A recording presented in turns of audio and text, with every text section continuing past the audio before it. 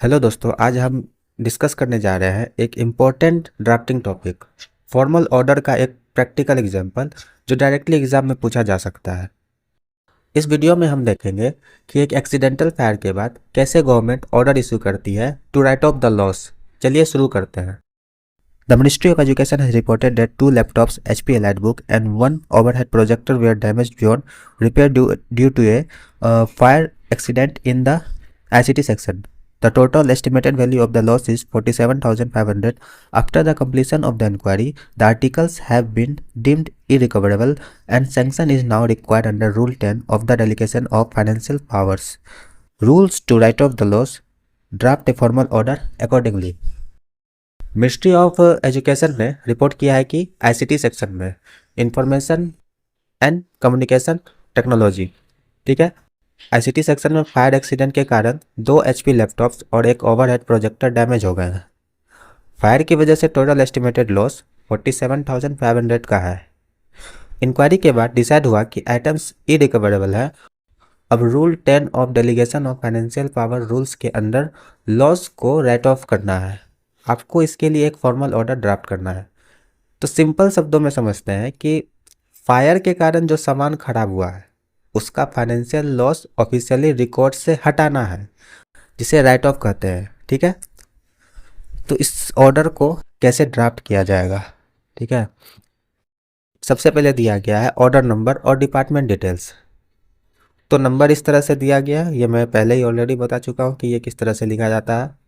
Government of India, department of school education and literacy, फिर वहाँ पर डेट मेंशन किया गया है, ठीक है। ये क्लियरली बताता है कि किस डिपार्टमेंट ने ऑर्डर इशू किया है और किस दिन किया है। फिर ओपनिंग लाइन है, sanction of the president is here bye accorded under rule 10। ये ऑफिशियल लैंग्वेज है जो बताता है कि प्रेसिडेंट की परमिशन से 47,500 का लॉस राइट ऑफ किया जा रहा है। ये एक लीगल और फाइनेंशियल रिक्वायरमेंट होती है। Sanction of the President is hereby accorded under Rule 10 of the Delegation of Financial Power Rules 2023 to write off the irrecoverable loss of 47,500, ठीक है, being the book value of the following articles belonging to this department, ठीक है। तो loss का breakdown यहाँ पर दिया गया है। 2 HP EliteBook लैपटॉप्स जो था 35,000 का, 1 ओवरहेड प्रोजेक्टर जो कि था 12,500। ये दोनों को ऐड करने के बाद जो लॉस हुआ, टोटल लॉस 47,500, ठीक है। नेक्स्ट जो है, हम लोग को काउज ऑफ लॉस बताना है कि लॉस किस तरह से हुआ था, क्या कारण था, ठीक है।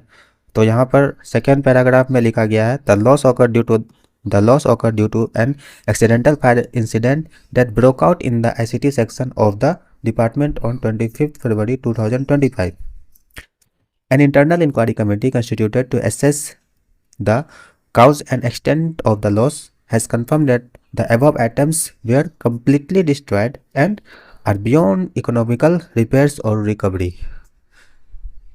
तो इसका मतलब है कि the loss occurred due to an accidental fire। तो इंटरनल इंक्वायरी ने कंफर्म किया है कि आइटम्स कंप्लीटली डिस्ट्रॉय हो गए हैं, और यहाँ क्लियर कर दिया गया है कि फायर एक्सीडेंटल था। और इंटरनल इंक्वायरी कमिटीज़ ने ये भी कहा है, और इंटरनल इंक्वायरी कमिटीज़ ने कंफर्म किया है कि आइटम्स इरिकवरेबल है, ठीक है, ठीक है, इरिकवरेबल है। फिर थर्ड पैराग्राफ में लिखा गया है, the write off has been recommended by the competent authority after due diligence and necessary verification. No employee has been held personally responsible for the loss. This issue with the concurrence of the Integral Finance Division wide divide number यहाँ पर दिया गया है, फिर dated 9 April 2025। No employees has been held personally responsible. ये बहुत important होता है। हर ऑफिशियल ऑर्डर में अगर कोई आदमी जिम्मेदार नहीं है तो क्लियरली लिखना पड़ता है। उसके बाद this issue with concurrence of the integral finance division, मतलब फाइनल डिवीजन ने भी इस राइट ऑफ को अप्रूव कर दिया है। उसके बाद सिग्नेचर किया जाता है under secretary to the government of India, उनका फ़ोन नंबर, और लास्ट में दिया होता है कि किसको किसको ये ऑर्डर भेजा गया है। तो किसको किसको भेजा गया है, the pay and accounts officer, ministry of education, office in-charge ICT section, उसके बाद गार्ड फाइल। ये सब डॉक्यूमेंटेशन और इम्प्लीमेंटेशन के लिए होता है। तो ये फॉर्मल ऑर्डर ड्राफ्टिंग का परफेक्ट एग्जाम्पल था। इसमें आपने देखा कि structure, legal references, approval authority और अकाउंटेबिलिटी सब कुछ क्लियरली लिखना पड़ता है। ऐसे ही लेटर्स और ऑर्डर्स गवर्नमेंट एग्जाम में डायरेक्टली पूछे जाते हैं। तो चलिए अब हम लोग बढ़ते हैं नेक्स्ट कम्युनिकेशन की तरफ, जो है डीओ लेटर, जिसे हम लोग कहते हैं डेमी ऑफिशियल लेटर। चलिए देखते हैं क्वेश्चन को। You are the section officer in the ministry of health and family welfare. Write a demi official letter to the director of AIIMS Bhopal requesting urgent data on the availability of ventilators and ICU beds in their hospital. The ministry needs this information to compile a national health report for the parliament session. तो यह है Demi official letter यानी do letter का sample. तो चलिए देखते हैं क्या सिचुएशन है और कैसे लिखना होता है। तो क्वेश्चन ये है कि आप एक सेक्शन ऑफिसर हो मिनिस्ट्री ऑफ हेल्थ में, आपको एम्स भोपाल के डायरेक्टर को एक डीओ लेटर लिखना है जिसमें उनसे आईसीयू और वेंटिलेटर्स के डाटा का अपडेट लेना है ताकि पार्लियामेंट सेशन के लिए एक नेशनल हेल्थ रिपोर्ट बन सके। इसको कैसे लिखा जाएगा? तो सबसे ऊपर में जो लिख रहा है उसका नाम होगा, ठीक है। तो कौन लिख रहा है, किसी का भी नाम ले लेते हैं, S Kumar, section officer, minister of health and family welfare, फिर उसका फ़ोन नंबर, फिर यहाँ पर डीओ नंबर लिखा जाएगा राइट साइड में, फिर यहाँ पर government of India, ministry of health and family welfare, फिर न्यू दिल्ली, फिर डेट, ठीक है। ये फॉर्मेट है डीओ लेटर का, आप लोग एमओपी के थ्रू इसको समझ सकते हैं, ठीक है। तो यहाँ पर ऑलरेडी मैं बता चुका हूँ, इसमें डियर या माय डियर यूज़ किया जाता है। तो यहाँ पर इस तरह से लिखा जाएगा, dear doctor Sharma, I hope this letter finds you well, ठीक है। As you are aware the ministry is in the process of preparing a comprehensive national health report to be presented in the upcoming parliament session. One of the critical components of this report is the status of emergency medical infrastructure, particularly the availability of ventilators and ICU beds in various government hospitals across the country. इसमें बताया गया है कि ministry एक comprehensive health report prepare कर रही है जिसमें इमरजेंसी मेडिकल इंफ्रास्ट्रक्चर का स्टेटस इंक्लूड होगा, जैसे कि वेंटिलेटर्स और आईसीयू बेड्स का availability across India. In this regard, I would request you to kindly furnish the latest data regarding the number of ventilators and ICU beds available in AIIMS Bhopal, ventilators and ICU beds available in AIIMS Bhopal, along with their current usage status and any shortfall. If applicable, I would be highly appreciated if the data could be sent on or before 28th April, as we are on a tight deadline for compiling the national report. तो section officer request करते हैं कि AIIMS Bhopal current data share करें, total ventilators and ICU beds, उनका present use status, अगर कोई shortage है तो वो भी बताएं, और ये सब 28 अप्रैल तक भेजने की रिक्वेस्ट की है क्योंकि पार्लियामेंट रिपोर्ट बनाने की डेडलाइन टाइट है।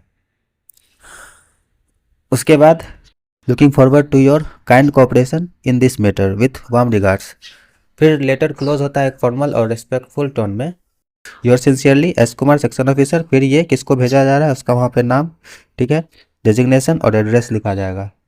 तो ये एक ऑफिशियल कम्युनिकेशन का बेस्ट एग्जांपल है जिसमें टोन प्रोफेशनल है लेकिन पर्सनल टच भी दिया गया है।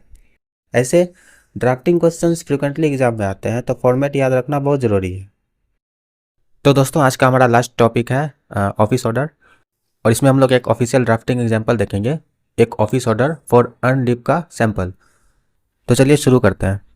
Mr. Rajesh Kumar, a permanent section officer in the Ministry of Education, Department of Higher Education, has applied for 20 days of earned leave from 10th April 2025 to 29th April 2025. He has requested to prefix 8th and 9th April, Saturday and Sunday, and suffix 30th April, Sunday, and 1st May gazetted holiday to his leave. Prepare the office order accordingly. तो ये document एक section officer mister Rajesh Kumar के leave के लिए बनाया गया है, जिन्होंने 20 डेज़ की अर्न लीव अप्लाई की है 10 अप्रैल से 29 अप्रैल तक। उन्होंने रिक्वेस्ट किया है कि 8 और 9 अप्रैल जो सैटरडे और संडे है उनको प्रीफिक्स किया जाए और लीव के साथ उनको प्रीफिक्स किया जाए लीव के साथ, और साथ ही 30 अप्रैल संडे और 1 मई गेजेटेड हॉलीडे। तो गेजेटेड हॉलीडे क्या होता है? ये ऑफिशियल पब्लिक हॉलीडे होता है जो कि गवर्नमेंट डिक्लेयर करता है और ये ऑफिशियल गैजेट में पब्लिश किया जाता है, तो इसको सफिक्स किया जाए। मतलब लीव के पहले और बाद पब्लिक हॉलीडेज जोड़ दिया गया है। ठीक है, अब देखते हैं कैसे लिखा गया है ऑफिस ऑर्डर को। ठीक है, तो सबसे पहले file number government of India department of higher education date New Delhi और डेट। ठीक है, ऑफिस ऑर्डर को हम लोग बोल्ड में लिखेंगे और स्टार्ट इस तरह से होगा, Shri Rajesh Kumar is granted an leave for 20 days from 10th April 2025 to 29th April 2025 with permission to prefix 8 April and 9th April जो कि सैटरडे संडे है एंड सफिक्स 30th अप्रैल 2025।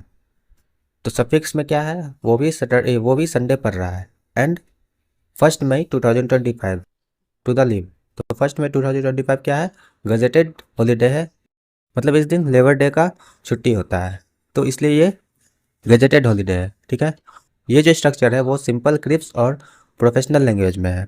फिर क्या लिखा गया है, it is certified that Shri Rajesh Kumar is likely on the expiry of this leave to return to duty at the station from which he proceeded on leave. तो इसका मतलब है ये लाइन एक फॉर्मल सर्टिफिकेशन होती है कि एम्प्लॉय वापस ड्यूटी ज्वाइन करेगा। फाइनली जो है फिर ऑफिसर जो है साइन करता है और ये under secretary to the government of India, ये अंडर सेक्रेटरी के द्वारा साइन किया गया है जो कि है रितु मल्होत्रा जी। उसके बाद किसको भेजी गई है, Shri Rajesh Kumar section officer department of higher education ministry of education. फिर कॉपीज किसको भेजी गई है, pay and accounts officer office copy और लीव फोल्डर। तो ये था ऑफिस ऑर्डर का एग्जाम्पल। तो आज के लिए इतना ही, मिलते हैं नेक्स्ट वीडियो में, तब तक के लिए धन्यवाद।